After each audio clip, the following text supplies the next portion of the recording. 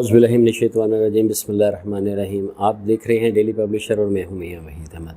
حالیہ جو ہماری ملکی سیاسی صورتحال ہے اس میں دیکھنے میں آیا کہ طریقے عدم اعتماد کے بعد جو ہے وہ ایک نئی حکومت طرز عمل میں آ گئی، اور نئی حکومت ایک سیاسی اتحاد کے ساتھ آئی، جس کے آتے ساتھ ہی عمران خان صاحب کے خلاف جو طریقے عدم اعتماد پیش ہوئی، اس کی کامیابی کے بعد جو ہے وہ شہباز شریف صاحب نے جو ہے وہ وزارت عظمیٰ کا عہدہ سنبھال لیا اور انہوں نے اپنا حلف بھی اٹھا لیا۔ اور اس تمام معاملات میں ایک چیز دیکھنے میں سامنے آئی کہ وہ جو نعرے تھے جو ہر اپوزیشن پہلے لگاتی تھی، تو اس کو ہم نے کنورٹ ہوتے دیکھا اس جماعت کی طرف جو اب پہلے اقتدار میں تھی، اب وہ اپوزیشن میں آ گئی، بلکہ اپوزیشن میں آنے کے ساتھ ہی انہوں نے جو ہے وہ استعفے دینے کا عمل بھی شروع کر دیا۔ اس سارے معاملات میں یہ بات سمجھ میں آتی ہے کہ جو بھی اقتدار میں آ جاتا ہے تو وہ آتے ساتھ ہی تمام معاملات کو، تمام اداروں کے فیصلوں کو صحیح قرار دینا شروع کر دیتا ہے، اور جو اقتدار کی کرسی جس سے چلی جاتی ہے اس کے بیانیے بھی بالکل وہی ہو جاتے ہیں جب وہ بیانیے اس سے پہلے جو اپوزیشن جماعتوں کے تھے۔ حالیہ ہی دیکھنے میں اگر آیا تو پی ٹی آئی کے جو بیانیے ہیں وہ بالکل چینج ہوتے نظر آ گئے۔ اس کے ورڈ تو چینج تھے مگر ان کا مفہوم وہی تھا جو پہلے اپوزیشن کا بیانیہ تھا، ووٹ کو عزت دو، اور اب اس کے اگینسٹ میں جو ہے وہ حکومت کا جو بیانیہ آیا، حکومت کہتی ہے کہ جمہوریت بہترین انتقام ہے۔ جو دوسرا بیانیہ پی ٹی آئی کا سامنے آیا کہ امریکہ کا جو یار ہے غدار ہے، اس سے پہلے یہ تمام بیانیے جو امریکہ کا یار ہے وہ غدار ہے، یہ جو مذہبی جماعتوں کے بیانیے تھے، اور اب جو ہے اس کے بدلے میں جو اپنا حکومت کا بیانیہ ہے، اس کے ورسس میں قانون کی بالادستی اور آئین کی حکمرانی۔ اور اس کے بعد تیسرا جو اہم بیانیہ جو پی ٹی آئی کا نظر آیا کہ جب وہ اقتدار سے نکلے تو انہوں نے اس کو سازش قرار دیا۔ تو اس سے پہلے جب شہباز شریف اور نواز شریف صاحب کی حکومت گئی تھی تو نواز شریف کا نعرہ تھا مجھے کیوں نکالا، تو اب یہ بالکل اس سے ملتے جلتے، بلکہ مفہوم تو وہی ہے کہ عمران خان صاحب بھی اب کہتے نظر آ رہے ہیں کہ مجھے کیوں نکالا۔ اور اب جو پہلے نعرہ پی ٹی آئی کا تھا، اب وہی نعرہ حکومت لگا رہی ہے کہ ہم بنیں گے عوام کی آواز اور عوام کے دکھوں کا مداوع کریں گے۔ تو عمران خان صاحب کے بیانیے جو احتجاج میں بدلتے نظر آتے ہیں، یہ تمام سیاسی عمل، اور جس کو ہم مخافات عمل بھی کہہ سکتے ہیں، تو اس میں ہم دیکھتے ہیں کہ ملک کا کیا نقصان ہو رہا ہے، عوام کس حالت میں کھڑی ہے، عوام کی پوزیشن کیا ہے، عوام کے معاشی مسائل کیا ہیں، اور اس وقت ہمارے ملک کو جو درپیش بیرونی اور اندرونی جو معاملات ہیں، جو مسائل ہیں، جو سازشیں ہیں، اس کو کس تناظر میں دیکھتے ہیں۔ ہم قطع نظر ملکی مفاد کو پشت ڈال کے ہم نے اقتدار کی جو ہے وہ سیاست جو ہے ہمارے لیڈروں نے ہی کی ہے، اور ہمیشہ ان کی کوشش رہی ہے کہ کسی نہ کسی طرح سے کرسی سے چمٹا جائے۔ اور اس سے پہلے ہم دیکھتے ہیں کہ جب عمران خان صاحب اپوزیشن میں تھے تو وہ نعرے لگاتے تھے، بیانیہ تھا کہ یہ جو شریف برادران اور یہ جو جتنی بھی زرداری برادران اور جتنی بھی دوسرے ان کے سیاسی مخالفین ہیں، تو وہ ان کو مغلیہ دور کے شہنشاہ اور اکبر شہنشاہ سے تشبیہ دیتے تھے، اور یہ کہتے تھے کہ ہم قانون سے بالاتر ہیں، اور یہ قانون جو ہے صرف عوام ہی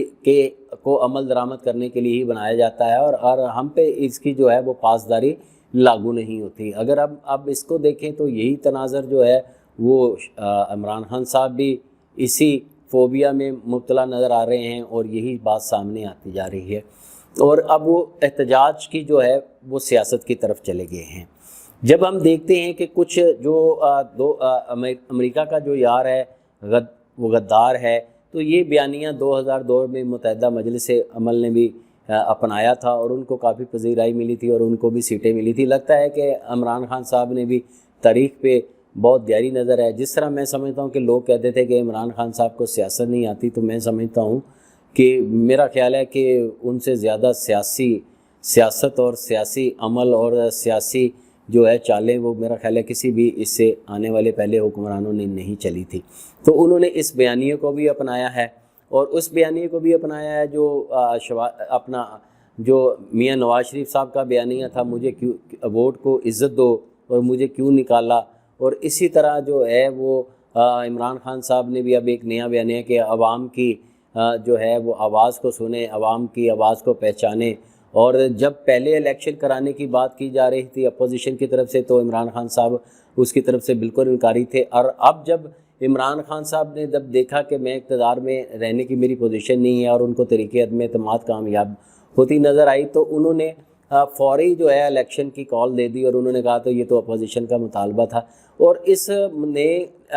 انتخابات کے لیے ان کو کوئی نہ کوئی بیانیہ بھی چاہیے تھا. جس طرح پہلے ان کا بیانیہ تھا کہ پرانا پاکستان سے نیا پاکستان، تو اب یہ سب بیانیوں کے ساتھ ایک نیا بیانیہ بھی آ گیا ہے کہ ملک کو آزاد کروانا ہے، جو کہ 1947 کو پہلے ہی قائد اعظم صاحب کی قیادت میں آزاد ہو چکا ہے. اصل چیز تو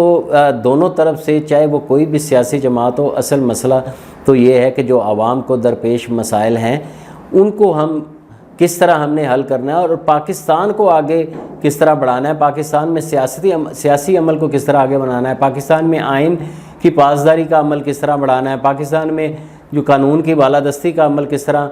آگے بڑھانا ہے، اور جتنے بھی ہمارے قومی ادارے ہیں ان کی عزت کو آگے کس طرح بڑھانا ہے اور ان کو وہ مقام اور وہ عزت کس طرح دلانی ہے. جس طرح کہ پہلے اپوزیشن نے نعرے لگائے اور انہوں نے ظاہر کیا کہ یہ کسی تیسری قوت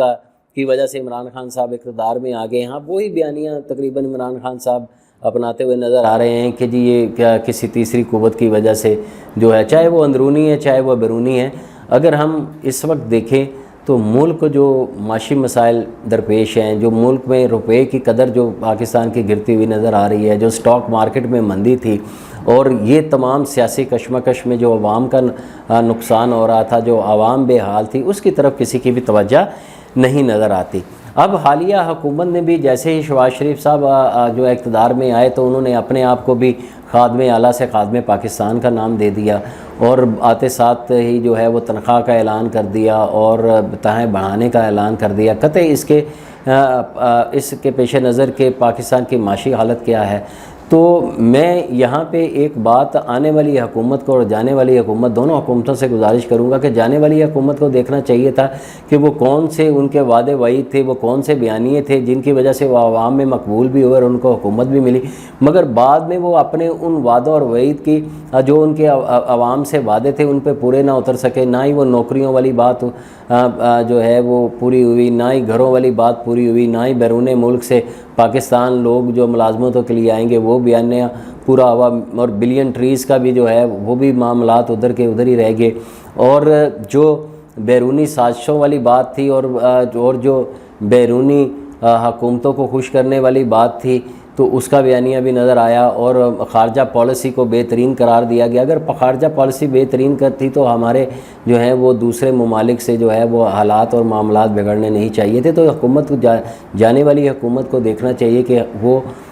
کون سے وعدے تھے جو انہوں نے عوام سے کیے اور اس کا رد عمل میں جو ہے آہستہ آہستہ نہ صرف وہ عوام میں اپنی مقبولیت ان کی کم ہوئی بلکہ اپنی جماعت کے اندر بھی ان کی مقبولیت کم ہوئی. یہ بھی ایک حقیقت ہے کہ عمران خان صاحب کے بہت فضل فالوور ہیں اور ان کی ایک کال کے اوپر جس کی نمائندگی نہیں کی تھی احتجاج کے لیے باہر بھی نکل آئے کیونکہ انہوں نے کی بہت ساری امیدیں وابستہ تھی. اور حالیہ ہم نے یہ دیکھا کہ جو بھی سیاستدان آتے ہیں جب وہ اقتدار میں آ جاتے ہیں تو وہ جو ہے وہ سرٹیفکیٹ غداری اور ملک سے وفاداری کے سرٹیفکیٹ بھی بانٹنا شروع کر دیتے ہیں. اور ہر جماعت کو یہی لگتا ہے کہ جو اقتدار میں آ گئی ہے تو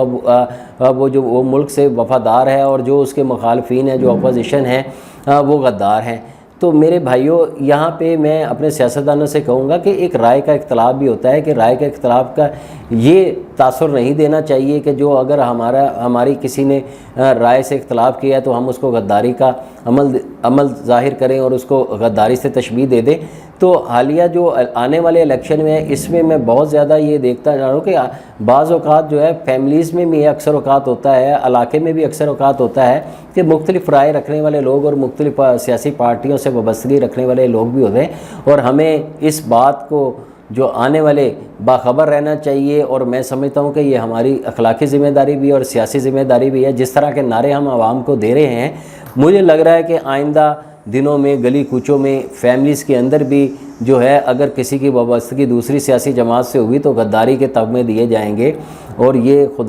خدا را اس عمل کو، یہ ہمارے سیاسی لیڈروں کو اور ہمارے لوگوں کو یہ سوچنا چاہیے کہ ہم عوام کو کیا دے رہے ہیں اور ہمیں عوام کو کیا دینا چاہیے تھا۔ ہم کس لیے اقتدار میں آئے تھے؟ اقتدار میں آنے کا یہ مقصد نہیں ہے کہ ہم اپنے اقتدار کو، اپنی کرسی کو طول دینے کے لیے اس حد تک پہنچ جائیں کہ ہمیں معاشرے میں جو خرابیاں پیدا ہوتی ہیں وہ بھی نظر نہ آئیں۔ اور اسی طرح جو آنے والی حکومت ہیں، جو ان کے اتحادی ہیں، ان کو بھی دیکھنا چاہیے گزشتہ جو ان کی 30 سالہ دور اقتدار بھی رہا، ان کو اس سے بھی سبق سیکھنا چاہیے، اور عمران خان صاحب کی جو حکومت جو چلی گئی اس سے بھی سبق سیکھنا چاہیے کہ عوام کو خدا را اس طرح کے نعرے نہ دیں کہ عوام کا جو ہے وہ ایک لاشعوری طور پہ اس امیدوں سے وہ اپنے آپ کو منسلک کر لے، اور بعد میں جب وہ امیدیں ان سے پوری نہیں ہو پاتی، وہ جو عوام سے وعدے وعید کر کے آتے ہیں، وہ منشور جو عوام کو دے کے آتے ہیں، وہ خود تو ان سے پورے ہو نہیں پاتے ہیں، اور یہ اپنے جو پارٹی کے منشور ہیں اس پہ تو عمل درآمد نہیں کرتے، اور اس کے بالکل اپوزٹ چلتے ہوئے یہ دوسرے لوگوں کو، اور وہ جو ان سے جن کی سیاسی وابستگیاں ختم کر دیتے ہیں، جو لوگوں نے ووٹ دیا ہوتا ہے، وہ ان سے اپنی جو وعدے پورے نہ ہونے کے اوپر وہ ان سے علیحدگی اختیار کر لیتے ہیں، تو پھر ہم غداری کے اور وفاداری کے تمغے دینا شروع کر دیتے ہیں۔ اس وقت یہ بہت ہی زیادہ لمحہ فکریہ ہے، اور یہاں پہ ایک بات بہت زیادہ نظر آئی ہے کہ حکومت نے جو آئی ہے، جو اس سے پہلے جو نعرے تھے وہ اپوزیشن نے اپنا لیے ہیں، جو اپوزیشن